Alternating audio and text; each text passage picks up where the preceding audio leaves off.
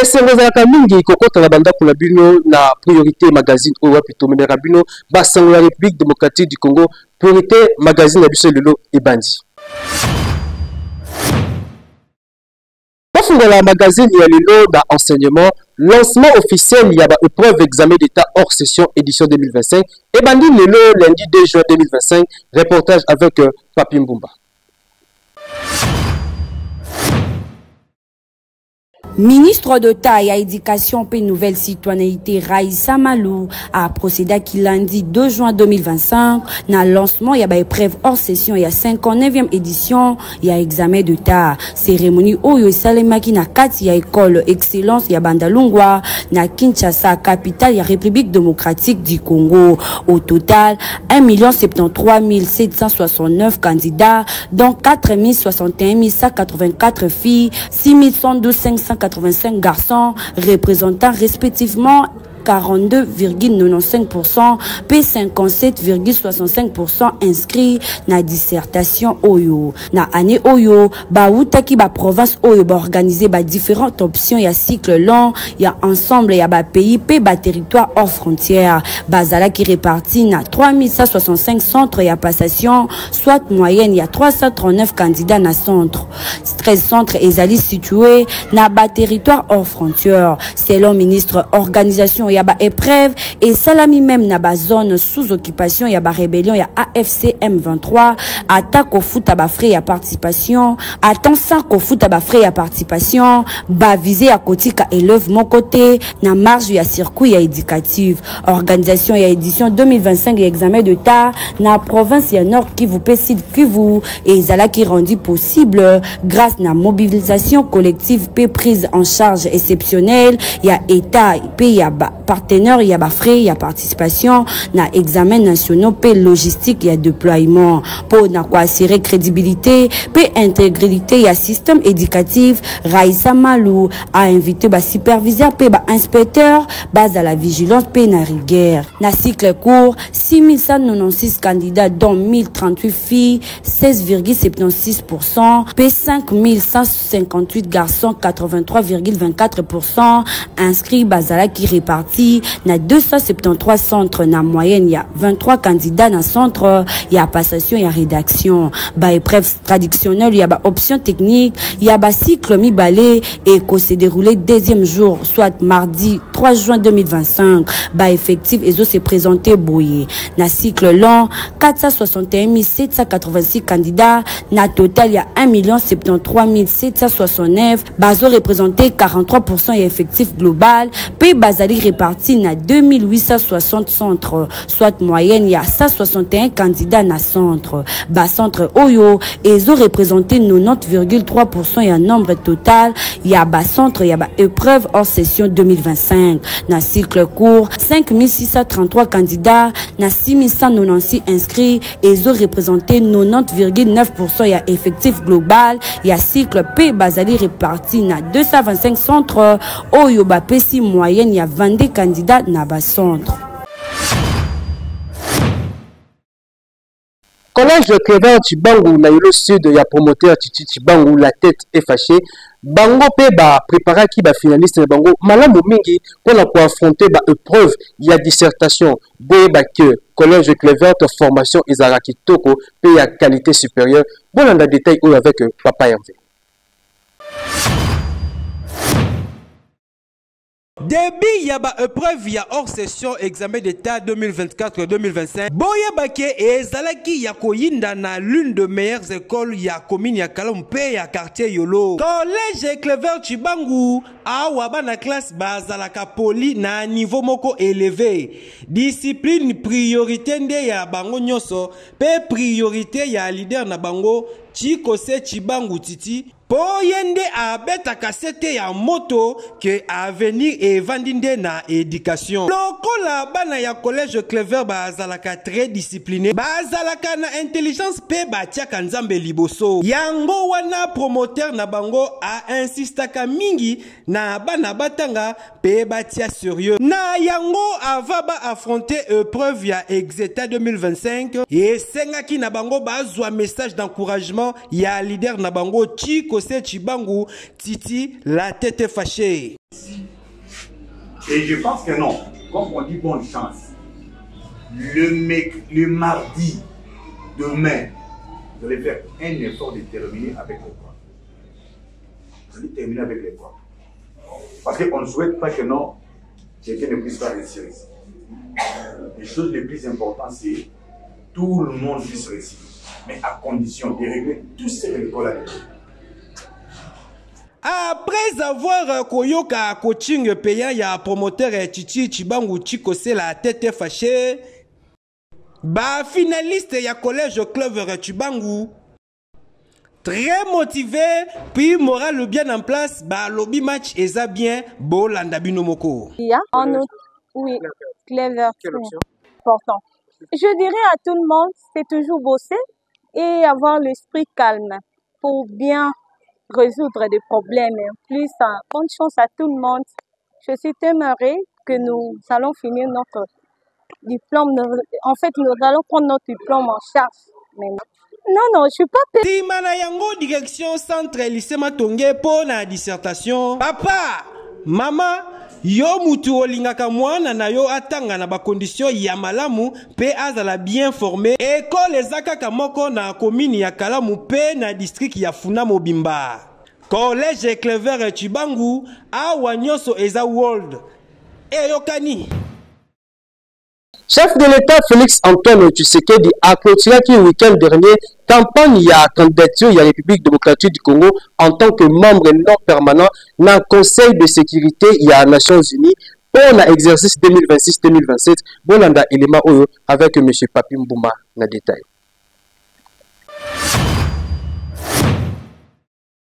Namilulu Oyesalemaki samedi na Kinshasa, président Félix Tshisekedi a clôturé qui campagne pour la candidature à la République démocratique du Congo, local membre non permanent et à Conseil à sécurité des Nations Unies pour l'exercice 2026-2027. Cérémonie Oyesalemaki na espace Kemesha na commune ya Gombe na initiative ya ministre d'État, ministre des Affaires étrangères, coopération internationale, paix francophonie, na présence ya ba président et deux chambres ya Parlement, plusieurs chefs, il y a des organes constitués, puis des chefs, il y a des missions diplomatiques, puis des organisations internationales accréditées dans la RDC. Et Zali côté de sa diplomatie au République démocratique du Congo a mené qui pendant plusieurs mois et pas il y a des pays en dengue. Enfin que candidature na eye bana cause à la portée et pas il y a des pays au yotoza na bango na ba relation ya kitoko. Musala ici et Salemi, puis candidature ya RDC indimami si koyo etikali kaka ba élection pour na koyeba soki RDC a cause la éli comme membre non permanent ya conseil ya sécurité ya ba Nations Unies pour na exercice 2026-2027 oyo nde ezali souhait ya ba congolais nyonso. Premier ministre Judith Suminwa ayambaki rapporteuse spéciale ya Nations Unies pour na ba droit ya ba personnes déplacées Oyo ayaki kosa la restitution ya voyage Oyo asalaki na est ya République démocratique du Congo. Bolanda détail Oyo avec Papa Hervé. Premier ministre Judith Suminwa Tuluka ayambaki rapporteuse spéciale des Nations Unies pour les droits humains, les droits des personnes déplacées, Paola Gaviria Betancourt, na présence il y a quelques membres du gouvernement, il y a RDC. Beaucoup tani oyo ezalaki na cadre, il y a restitution, il y a mission oyo asalaki na est, il y a RDC.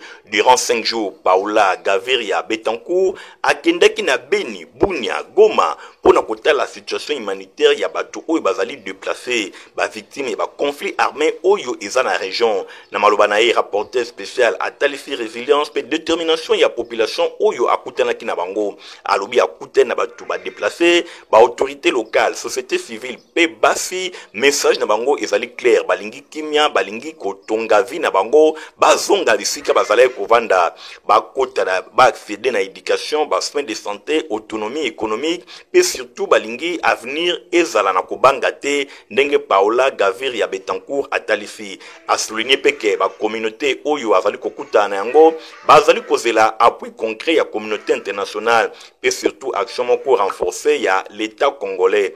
Porte-parole ya gouvernement Patrick Mouyaya atalisi engagement exécutif congolais pour tirer ba leçon na rapport oyo pour améliorer ba réponse na besoin ya ba déplacer. Gouvernement a vu acte ba recommandation mingi penza ya rétablissement urgent ya kimia pe le sous kolekana action moko efficace pour garantir ba droit ya ba déplacer pe ko assurer retour moko na dignité ezali engagement moko ya makasi pour na gouvernement souminwa azali kokana ko honorer sans faille. Paola Gavirwa atalisi ba conclusion ya mission na ye et kozala présenter na conseil ya ba droits de l'homme et ba Nations Unies.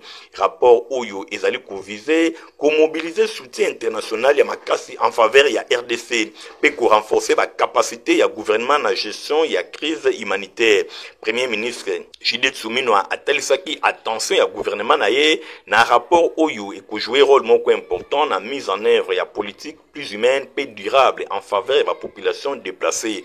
Bosimbake oyo na ngambo na ye na séjour na Genève na occasion ya 58e session ya conseil ya droits de l'homme, chef ya gouvernement a plaidé pour un appui international en faveur de la personne déplacée na suite ya agression rwandaise. Mwana mboka Martin Fayulu s'adressaki na nation congolaise pe asengi na Joseph Kabila na Corneille Nangaa babima na complot contre République démocratique du Congo pe asengi rencontre tête à tête na chef de l'État Félix Antoine Tshisekedi Tshilombo bolanda détail oyo avec Hervé Bosita. Adresse naye à la nation ya mokolo ya lundi 2 juin oyo Martin Fayulu très décisif peu déterminé pour na makambo ezali koleka na mboka na ye surtout komona situation sécuritaire ndenge ezali malamu te na STRDC ezopesa kanda na ndenge ya kusakana te awayaki abanina nukosenga na ancien président Joseph Kabila a quitté ville ya Goma. Pona ye Martin Fayulu atalisi ke stratégie ta moko te Kabila ko sala pona ko justifier collaboration na ye na bato bazoluka bakata to pe ba pasola mboka mike mike. Kasi pona Félix Tshisekedi président de la République Martin Fayulu atalisi ke il faut bakuta na bango mibale mbunzu na mbunzu. Chers compatriotes, l'heure est grave. Elle est très grave. Nous vivons sans doute les heures les plus sombres de notre histoire. La balkanisation de notre pays que l'on redoute depuis 1960 n'est plus une menace lointaine. Elle est en marche, à grands pas. Nous devons l'arrêter. Et pour cela, je m'adresse solennellement à 3 compatriotes. Corneille Nangaa, Joseph Kabila et Félix Tshisekedi. Monsieur Nangaa, je vous en conjure, cessez d'être complice des massacres de nos frères et sœurs.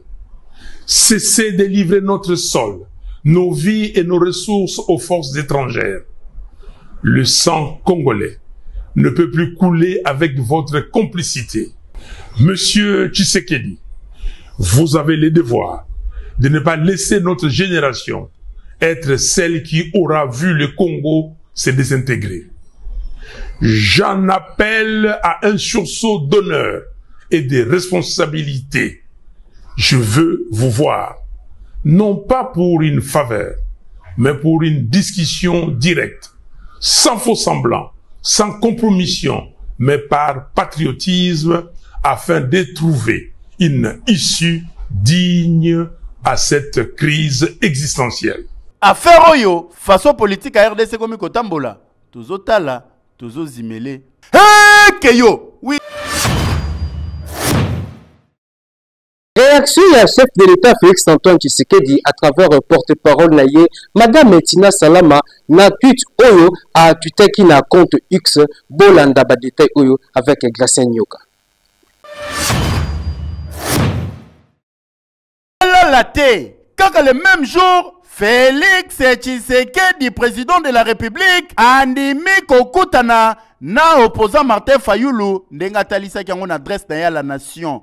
Awa, mutu atalisi yango nimelanga ikezali porte-parole ya président de la République Félix Tshisekedi ezali bongo Tina Salama. Na tweet na ye ya compte X atalisi yango ke président de la République a salué sens ya patriotisme engagé ya Martin Fayulu pona o etali cohésion nationale pe affirmé que azali disponible ya kokutana na ye pona ko sauver république na prédation pe ba menace na ba institution ya mboka. Mbala suka soki bo se rappeler bien bango mibale bakutanaka ezalaka na CENI. Donc rencontre mususu ezali déjà envisagée entre Félix Tshisekedi na ancien compagnon na d'élite Martin Fayulu. Dossier etikali à suivre. Hey Keyo. ACP ezali parti politique cher ya honorable sénateur Gentini Ngobila Mbaka ba célébrer qui 3 ans d'existence na bango na fête ya munene bolanda détail oyo avec Jolene Batuki. 1er juin 2025 awa na cathédrale Notre-Dame bondi melangai mobange na prière ya kafu kafu salamaki pona kolakisa ke 3 ans ya ACP ezali bongo parti cher ya honorable sénateur Gentini Mbaka Ngobila bazalaki yango elongo na nzambe 3 ans d'existence bondi melanga oyo ya formation politique et la kisike ba cadre ba membre ya ACP ba salaki mosala kitoko honorable Gentini Mbaka Ngobila lokola salaka mwana nzambe le bitintin mobange na messe d'action il fait salema awa pona kolakisa ke biso nzambe liboso simbe peye bake messe auto monaki ba cadre ba membre ya parti politique to monaki ba élus nationaux provinciaux bango nyonso bazalaki présent awa pe présence remarquable ezalaki bongo ya mama ya bana nyonso ya ACP mwasi ya honorable sénateur Gentini Mbaka Ngobila na omeli na ye abe Noël a saluaki initiative oyo ya ACP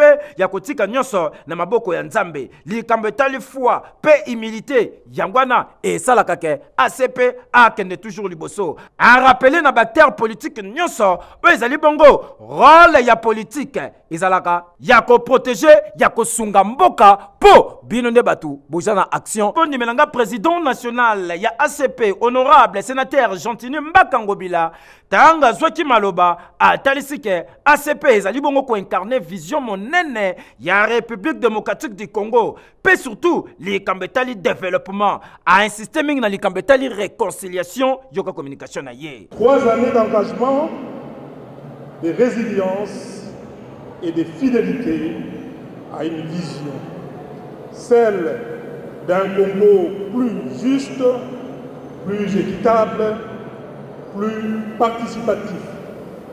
Tenant, ce que vous avez mis sur Aigle, vous comprenez déjà. ACP, 3 ans, il y a Pamba. Mettez la action à terrain. Hé, le corps parti bêta 37 ans. Mais Arara, na 3 ans, Pamba. Bon, si vous faites ça, 5 ans. Et ils allaient parmi les meilleurs partis politiques où ils implantés sur toute étendue de la République démocratique du Congo. Félicitations à Gentini Mbaka Ngobila. Félicitations à nos cadres et à nos membres. Moussala Bossali, c'est du waouh.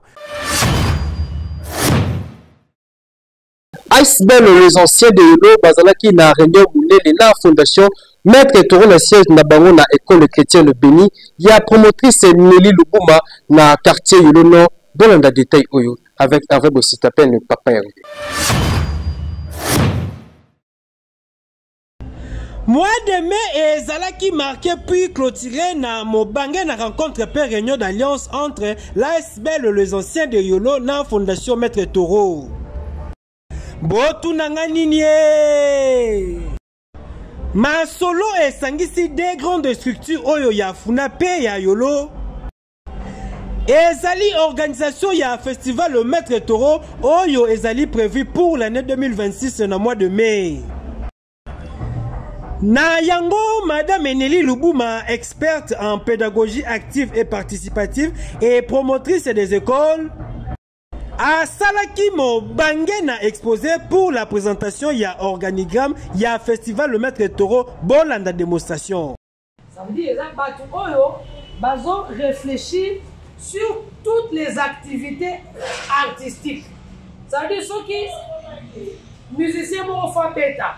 Ça veut dire que le département on a sala sala. Yena zo organiser les biso ba musiciens ba programmation ba musiciens oyo ko beta lundi oyo ko beta mardi moni ballet faut ballet yako les départements artistes. Satisfaction et zalaki totale entre les deux parties.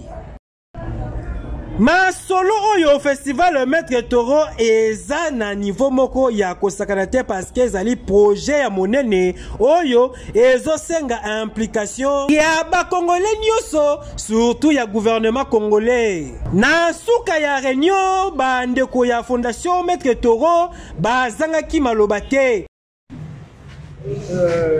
Na moni nyonso ça va c'est bien. Na ngai ko le bloc donc auto bâtiment c'est quoi. Mais on tire attention tout le temps ça que la juriste. Donc on nous avons fait les autres camali tout le tout. Il faut pas se retrouver bas à la carte. Il y a organisation, il y a non maintenant le rapport moi bête c'était peut-être non bah non ça m'a idée à la été. La zone c'est cara. Ordonnateur ya fondation Maître Toro mais c'est Fogi Toro yekutu alobi ke ya koloba mingi ezate masolo carré déjà. Tout ce que je peux dire c'est de remercier toute présence hein. Il y a tout dans l'élo et puis bon voilà j'aurais pu plus parler mais j'ai mal à la gorge. Boya Baké, alliance Oyo entre ASBL, les anciens de Yolo et la fondation Maître Toro. Et bombi ba surprise ya minene pour le développement et émergence ya quartier Yolo. Surtout pour la bana ya Yolo c'est Dallas. Anchoyo ba konzi ba kokota yango. Eyokani. Priorité magazine à l'heure comme il a souka, ceux qui vont séparer qui n'ont pas ça merci mingi, na coordonnateur Papi Mbumba et surtout na équipe Nemo Mbumba accompagné par Hervé Bossitapen le grand réalisateur et tout plus encore merci na ba fidèle partenaire et puis ba sponsor na biso. Là je vois l'école Béni, école chrétienne Béni et surtout na collège Clever de Chibango. On a là to kutanika ka lobby na magazine mususu. Merci.